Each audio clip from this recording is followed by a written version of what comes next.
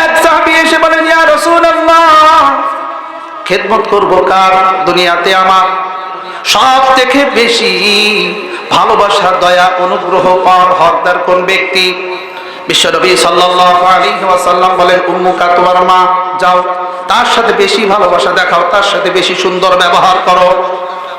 এরপরে ওই সাহাবী আবার জিজ্ঞাসা, ইয়া রাসূলুল্লাহ, এরপরে কোন সাহাবী, এরপরে কোন ব্যক্তি আমার বেশি অনুগ্রহ, দয়া পাওয়ার হকদার? বিশ্বনবী সাল্লাল্লাহু আলাইহি ওয়াসাল্লাম আবার বললেন, উম্মুকা, তোমার মা। দ্বিতীয়বার আবার বললেন, তৃতীয়বার আবার বললেন, সব থেকে বেশি খেদমত করব কার বেশি? বিশ্বনবী সাল্লাল্লাহু আলাইহি ওয়াসাল্লাম বলেন, তোমার মা। চতুর্থবার ওই সাহাবী যখন জিজ্ঞাসা করলেন, ইয়া রাসূলুল্লাহ, চতুর্থবার কাকে বেশি খেদমত করব? বিশ্বনবী বললেন, আবুকা, তোমার পিতার খেদমত করো। আল্লাহ পাক রব্বুল আলামিন বিশ্বনবীকে জানিয়ে দিয়েছেন মায়ের মর্যাদা পিতার থেকে 3 গুণ বিশ্বনবী বাড়িয়ে দিয়েছেন। বলেন সুবহানাল্লাহ। মায়ের মর্যাদা এত বেশি। বুখারীর বর্ণনায় বিশ্বনবী সাল্লাল্লাহু আলাইহি ওয়াসাল্লাম বলেন, ইন্নাল্লাহ তাআলা হারামা উকুকাল ওয়ালিদাইন। আরেক বর্ণনায়, ইন্নাল্লাহ তাআলা হারামা উকুকাল উম্মাহাত। আল্লাহ তাআলা মায়ের নাফরমানি করাকে সম্পূর্ণ হারাম করে দিয়েছেন। বলে নাউযুবিল্লাহ। আমাদের সমাজের যত অধঃপতন, যত খারাপি, যত ধ্বংসের কারণ, এটা আর কিছু না হলে মা বাপের সাথে বেয়াদবি করার কারণে সন্তান কিন্তু ধ্বংস হয়ে যায়। কথা বলেন ঠিক কিনা? মায়ের দোয়া নিবা, মায়ের দোয়ার কারণে মানুষ জিরো থেকে হিরো হয়ে যায়, মানুষ ছোট থেকে বড় হয়, মানুষ নিচু থেকে উপরে যায়, একমাত্র মা বাবার দোয়ার কারণে। কথা বলেন ঠিক কিনা? একবার বিশ্বনবী সাল্লাল্লাহু আলাইহি ওয়াসাল্লাম তিনার কাছে কিছু সাহাবী এসে জানাইলেন, ইয়া রাসূলুল্লাহ। একজন সাহাবীর নাম বলতেছেন হযরত আলকামা রাদিয়াল্লাহু তাআলা আনহু। তিনি মৃত্যু শয্যায় সজ্জিত, কিন্তু তিনি বের হচ্ছে না। এই কথা বলার পর বিশ্বনবী সাল্লাল্লাহু আলাইহি ওয়াসাল্লাম সাহাবীদের একটা জামাত, বেলাল রাদিয়াল্লাহু তাআলা আনহু, তিনার সাথে আরো কিছু সাহাবীদেরকে পাঠাইলেন বিষয়টা দেখার জন্য। সাহাবীদের জামাত হযরত আলকামার বাড়িতে গেলেন। যাওয়ার পরে দেখতে পাইলেন হযরত আলকামা রাদিয়াল্লাহু তাআলা আনহু বিছনায় সজ্জিত রয়েছে। তিনার মুখ দিয়ে কালেমা যতই চেষ্টা করতেছেন, কিন্তু মুখ দিয়ে কালেমা বের হচ্ছে না। এই বিষয়টা জানার পর হযরত বিলাল রাদিয়াল্লাহু তাআলা আনহু বিশ্বনবীকে জানাইলেন, ইয়া রাসূলুল্লাহ, আলকামা তো আমাদের মতোই একজন সাহাবী, কিন্তু তিনার মুখ দিয়ে এই মৃত্যুর সময় অন্তিম কালে মুখ দিয়ে কালেমা বের হচ্ছে না। সাহাবীরা আশ্চর্য হয়ে গেলেন, যেমন একজন সাহাবী, পরহেজগার, মুত্তাকি, ভালো সাহাবী, একজন ভালো মানুষ, কিন্তু মৃত্যুর সময় তিনার মুখ দিয়ে কেন কালেমা বের হইতেছে না? সবাই আশ্চর্য হয়ে যাইতেছে, টেনশনে পড়ে গিয়েছে। এই কথা বিশ্বনবী সাল্লাল্লাহু আলাইহি ওয়াসাল্লামের কাছে যখন পৌঁছাইলেন, পৌঁছার পর বিশ্বনবী সাল্লাল্লাহু আলাইহি ওয়াসাল্লাম হযরত বিলালকে বললেন, খোঁজ নাও, আলকামার মাতা পিতা বেঁচে আছে নাকি, একটু খোঁজ নাও। হযরত বিলাল রাদিয়াল্লাহু তাআলা আনহু খবর দিলেন বিশ্বনবীকে, ইয়া রাসূলুল্লাহ, আলকামার পিতা অনেক আগেই মারা গিয়েছে, এখন শুধুমাত্র আলকামার একটা বৃদ্ধা মা শুধু বাকি আছে দুনিয়াতে।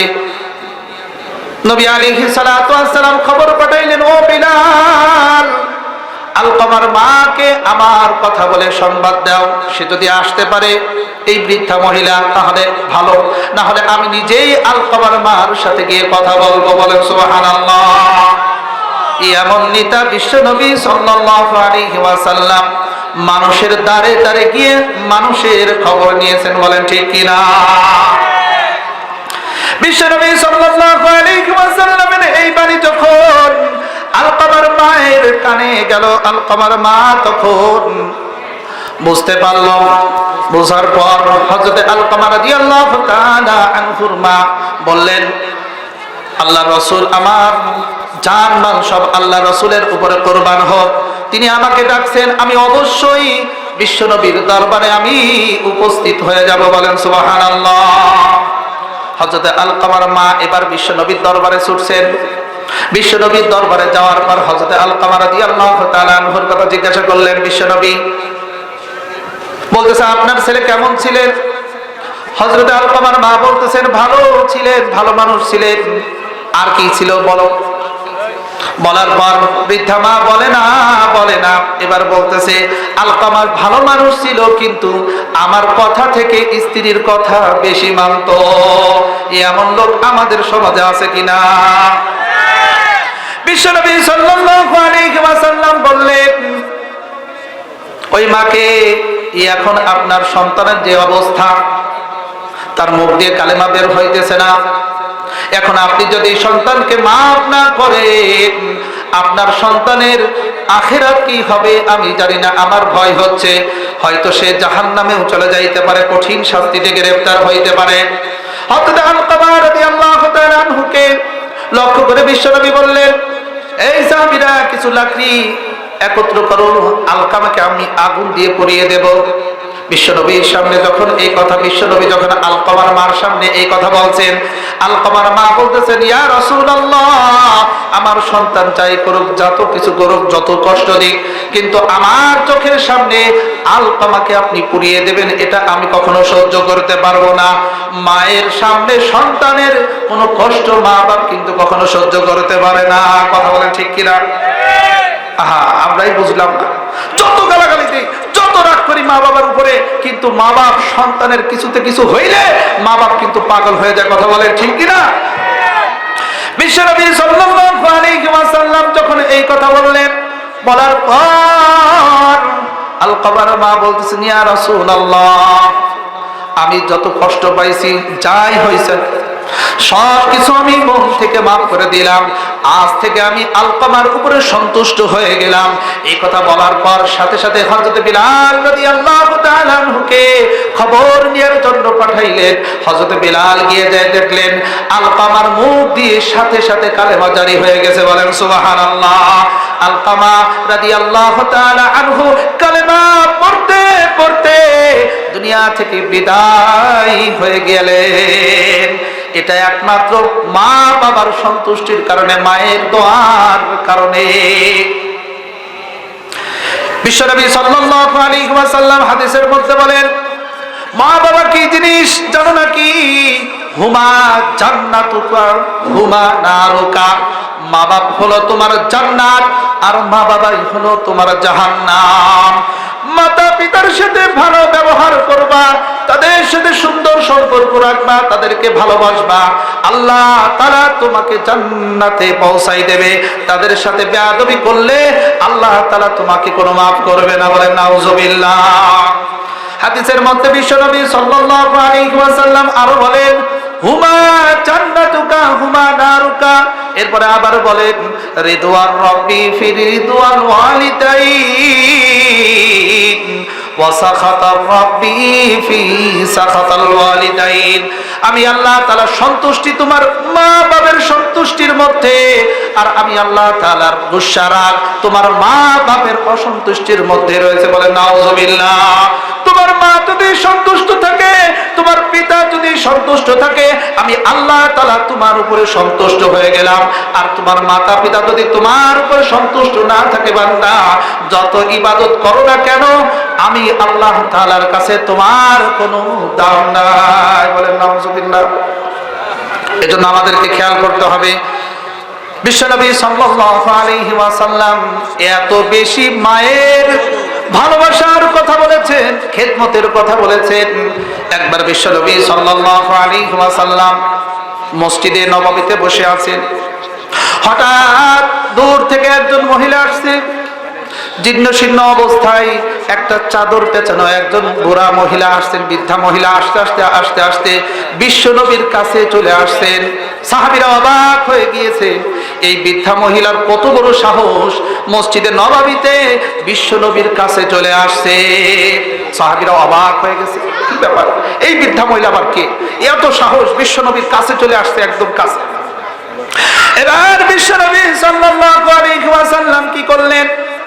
মায়ের ভালোবাসা মহব্বত দেখিয়ে মায়ের সম্মান কত বেশি, ওই বৃদ্ধা মহিলার জন্য বিশ্বনবী নিজের চাদর মুবারককে বিছিয়ে দিলেন ওই মাটির উপরে, আর বৃদ্ধা মহিলাকে ওই চাদর উপরে বসিয়ে তিনার সাথে কথা বললেন।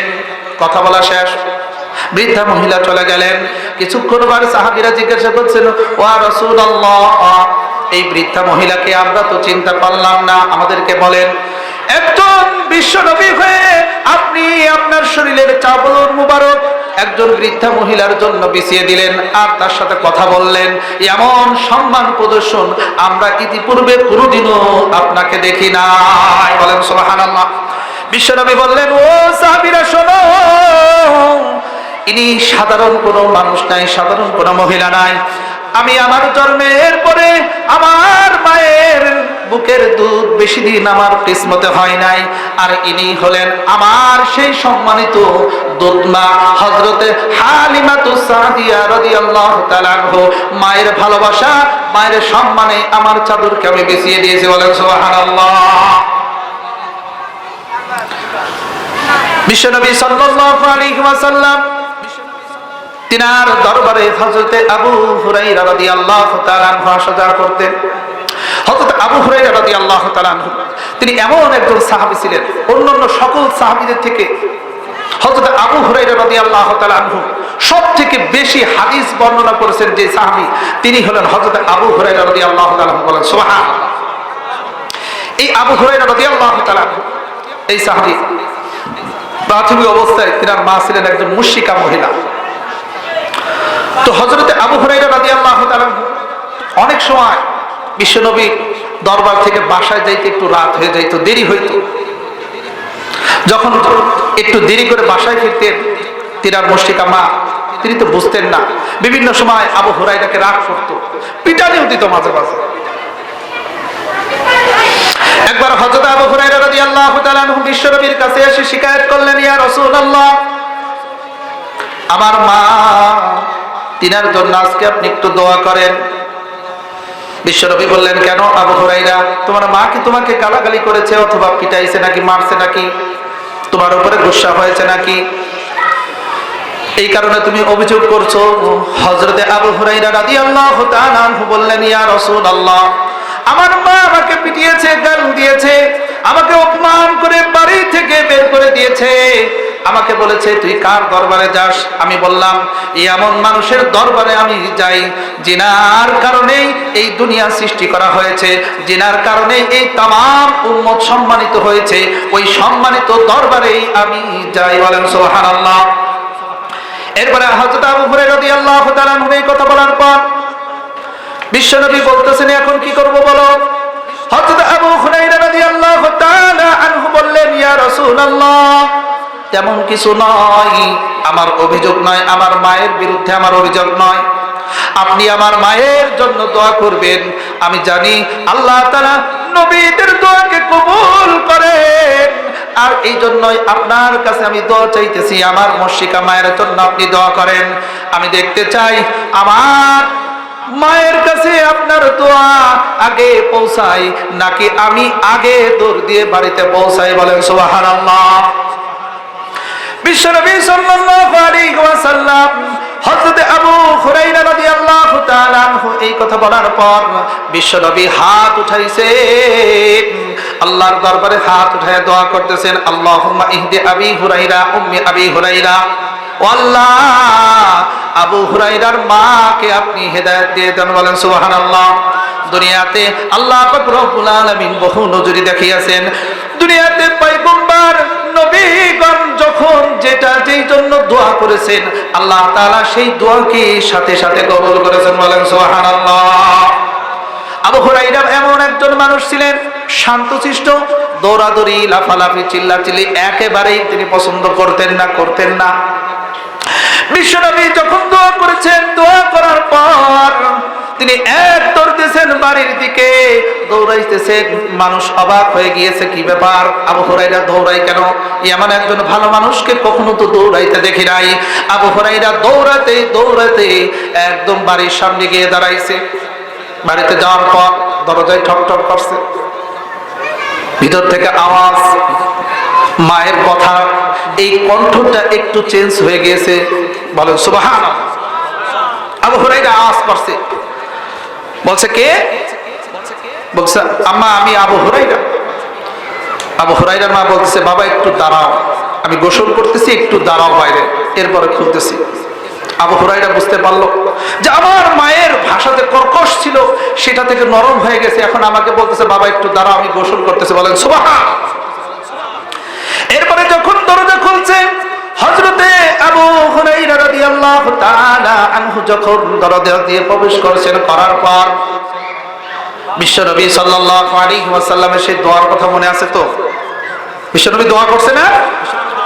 আবু হুরায়রা রাদিয়াল্লাহু তাআলা আনহু দরজাতে ঢোকার পর হযরতে আবু হুরায়রা রাদিয়াল্লাহু তাআলা আনহুকে যার মা বলতেছেন বাবা শোনো, আমি একটা ভুল করে ফেলেছি। কি ভুল?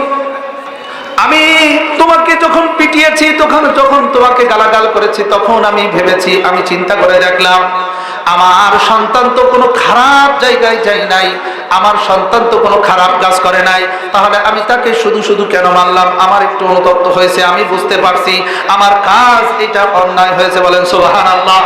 নবীর দোয়া পৌঁছাই গেছে আবু হুরায়রার মায়ের অন্তরের মধ্যে, আল্লাহ তাআলা আল্লাহ রাসূলের দোয়া পৌঁছাই গেছে। বলেন সুবহানাল্লাহ। এরপরে হযরতে আবু হুরায়রা রাদিয়াল্লাহু তাআলা আনহু তিনার মা বলেন বাবা, বললেন ও বাবা শোনো, আমি বুঝতে পেরেছি আমার ভুল হয়েছে। আমি ভেবে দেখলাম দুনিয়াতে আসলে সব থেকে উত্তম মানুষ আর ভালো মানুষ হলো সেই মানুষটা যেই মানুষের দরবারে গিয়ে তুমি পড়ে থাকো। বলেন সুবহানাল্লাহ। আমি আর কিছু শুনতে চাই না। ওগো আবু হুরায়রা, তুমি আমাকে নিয়ে চলো, ওই বিশ্ব নবীর দরবারে আমি যাব, আর ওই বিশ্ব নবীর কাছে গিয়ে আমি কালেমা পড়ে আজকে আমি মুসলমান হয়ে যাব। বলেন সুবহানাল্লাহ। এরপরে সাহাবীরা জিজ্ঞাসা করে ও আবু হুরায়রা তুমি কেন দৌড় দিলা? আবু হুরায়রা বলতেছে ও সাহাবীরা শোনো, আমি দৌড় দিয়েছি এই কারণে, আমি দেখতে চেয়েছিলাম আমি আগে দৌড় দিয়ে বিশ্বনবীর দরবার থেকে বাড়িতে আগে পৌঁছাই, নাকি বিশ্বনবীর দোয়া আমার আগে আল্লাহ তাআলার আরশ ভেদ করে আল্লাহ তাআলার কাছে পৌঁছায় যায়, আমার মা আগে হিদায়াত পেয়ে যায়, এজন্য আমি জোরে দৌড় দিয়েছি। বলেন সুবহানাল্লাহ। আবু হুরায়রার মা আসছে বিশ্ব নবীর কাছে, আসার পর কালেমা পড়ে মুসলমান হয়ে গিয়েছে। সুবহানাল্লাহ। এটাই হলো মা বাবার জন্য, আমাদের জন্য শিক্ষণীয় হলো যে মা বাবা যদি নিজেকে কষ্ট দেয়, আপনাকে যদি কোনো খারাপ কথা বলে, এরপরে মা বাবার জন্য সব সময় দোয়া করতে হবে। কি করতে হবে? আল্লাহ পাক রব্বুল আলামিন বলেন ওয়া ক্বাদা রাব্বুকা আল্লা তা'বুদু ইল্লা ইয়্যাহু ওয়া বিল ওয়ালিদাইনি ইহসানা ইম্মা ইয়াবলুগান্না ইনদাকাল কিবরা আহাদুহুমা আও কিলাহুমা ফালা তাকুল লাহুমা উফিন। আল্লাহ পাক থেকে বলেন বান্দা শোনো, দুনিয়াতে তোমার মাতা পিতা যদি বেঁচে থাকে রে বান্দা শোনো, তোমার মাতা পিতাই তোমার সব থেকে বেশি দোয়া নেয়ার দোয়া পাওয়ার জায়গা। কথা বলেন ঠিক কিনা? বিশ্বনবী সাল্লাল্লাহু আলাইহি ওয়াসাল্লাম আরেক হাদিসের মধ্যে বলেন তিন ব্যক্তির দোয়া আল্লাহ তাআলার কাছে কোনো মাধ্যম ছাড়াই তিন ব্যক্তির দোয়া আল্লাহ তাআলার কাছে পৌঁছায়। এক নম্বর ব্যক্তি হলো মুসাফির। কে? কোন ব্যক্তি? মুসাফির ব্যক্তির দোয়া আল্লাহ তাআলা কবুল করেন, যাদেরকে বলা হয় মুস্তাজাবুদ দাওয়া। দুই নম্বর হলো মাজলুম ব্যক্তি, অন্যায় ভাবে যাদেরকে জুলুম করা হয়েছে, এই মাজলুমের দোয়া আল্লাহ তাআলা কোনো মাধ্যম ছাড়া আল্লাহ তাআলার আরশ পর্যন্ত পৌঁছায় যায়। বলেন সুবহানাল্লাহ। তিন নম্বরে মাতা পিতার দোয়া, সন্তানের জন্য যদি মা বাপ দোয়া করে কোনো মাধ্যম ছাড়াই ডাইরেক্ট আল্লাহ তাআলার আরশে পৌঁছায় যায়। বলেন সুবহানাল্লাহ। যদি বড় হতে চাও, জীবনে যদি সফল হইতে চাও, কার দোয়া আগে? কথা বলেন, কার দোয়া আগে? মা বাবার দোয়া আগে। মসজিদের ইমাম সাহেব, পীর সাহেব বলেন, যত বড় হুজুর বলে, তার কাছে দোয়া চান, সে দোয়া করলে কবুল হইতেও পারে, নাও হইতে পারে। কিন্তু মা বাপ যদি ভালোবেসে কারোর জন্য দোয়া করে, সন্তানের জন্য দোয়া করে, ওই দোয়া আমার আল্লাহ তাআলা সবার আগে কবুল করে। বলেন সুবহানাল্লাহ। ছোট্ট একটা ঘটনা আমাদেরকে সেই কথাই মনে করে দেয়। হযরতে বাইজিদ বুস্তামি রাদিয়াল্লাহু তাআলা, হযরতে বাইজিদ বুস্তামি রহমতুল্লাহি আলাইহি, তিনার জন্য তিনার মা দোয়া করেছিলেন। আল্লাহ পাক রব্বুল আলামিন তিনাকে যুগ শ্রেষ্ঠ ওলি হিসাবে তিনাকে কবুল করে নিয়েছেন। বলেন সুবহানাল্লাহ। একটাই কারণ, মায়ের খেদমতের জন্যই আল্লাহ তাআলা তিনাকে এত বড় দাবি করেছেন, আর এত বেশি আল্লাহ তাআলা মানুষের কাছে প্রিয় বানিয়ে দিয়েছেন একমাত্র মায়ের ভালোবাসার কারণে, মায়ের দোয়ার কারণে। ছোট্ট শিশু হযরতে বাইজিদ বুস্তামি রাহমাতুল্লাহি আলাইহি, শীতের রাতে অসুস্থ মা বলতেছে, বাবা আমার জন্য একটু পানি নিয়ে আসো। বাইজিদ বুস্তামি এই কথা বলার পর মায়ের জন্য এক গ্লাস পানি নিয়ে আসছে, এনে মায়ের কাছে দাঁড়াইছে। দাঁড়ানোর পর তাকিয়ে দেখে মা ঘুমিয়ে গিয়েছে পানি চেয়ে। হযরতে বাইজিদ বুস্তামি রাহমাতুল্লাহি আলাইহি পানির গ্লাসটা হাতে নিয়ে দাঁড়িয়ে আছেন, মাকে ডাক দেন নাই, দাঁড়িয়ে আছেন। রাত শেষ হইতে হইতে ফজর হয়ে গিয়েছে। ফজরের সময় বাইজিদ বুস্তামির মা যখন চোখ খুললেন, তাকিয়ে দেখেন বাইজিদ ছোট্ট শিশু হাতে পানির গিলাস নিয়ে মায়ের মাথার কাছে দাঁড়িয়ে আছে। মা যে পানি চেয়েছিল, এরপরে মা ঘুমিয়ে রয়েছে। ওই শেষ রাত পর্যন্ত মায়ের মাথার কাছে পানি নিয়ে ছোট বাচ্চা দাঁড়িয়ে আছে। বলেন সুবহানাল্লাহ। এরপরে বাইজিদ বুস্তামির মা বলতেছেন, বাবা তুমি পানি নিয়ে আসে আমাকে কেন ডাক দিলে না? আমাকে ডাক দিলেই তো আমি বুঝতে পারতাম, আমি তোমার পানিটা গ্রহণ করতে পারতাম, হাত থেকে নিতে পারতাম। সারা রাত কষ্ট করে আমার জন্য দাঁড়িয়ে রয়েছো। বাইজিদ বুস্তামি উত্তর দেয়, মা আপনি তো আবার পানি চেয়ে ঘুমিয়ে গিয়েছেন, আমি পানি এনে আপনাকে ডাক দিইনি, এই কারণে ডাক দিলে হয়তো আপনার কষ্ট হবে, আপনার ঘুম নষ্ট হবে, এজন্য পানি নিয়ে সারা রাত আপনার মাথার কাছে দাঁড়িয়ে রয়েছি। হযরত বাইজিদ বুস্তামি রাহমাতুল্লাহি আলাইহির মা খুশি হয়ে গেলেন। খুশি হয়ে এবার বাইজিদকে কাছে ডাকলেন, আদর করলেন।